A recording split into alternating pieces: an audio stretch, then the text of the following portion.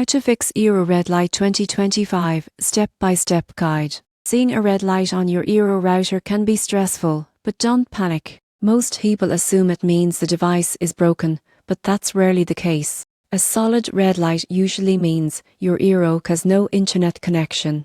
The first step is to check your modem. Make sure it's powered on and all cables are firmly connected.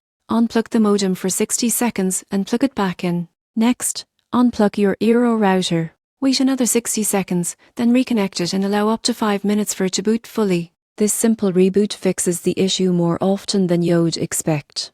If the red light remains, open the Eero app on your phone. Check for any outage alerts or connection errors. Try running the network health check inside the app. Still red? Inspect the Ethernet cable connecting your modem to the Eero. Swap it with another cable if possible. A faulty cable is a surprisingly common cause. If none of this works, reset the Eero by holding the reset button for 15 seconds until the light flashes yellow. This keeps your settings, but refreshes the connection. The surprising truth is that over 80% of Eero red light issues are resolved with basic power cycling.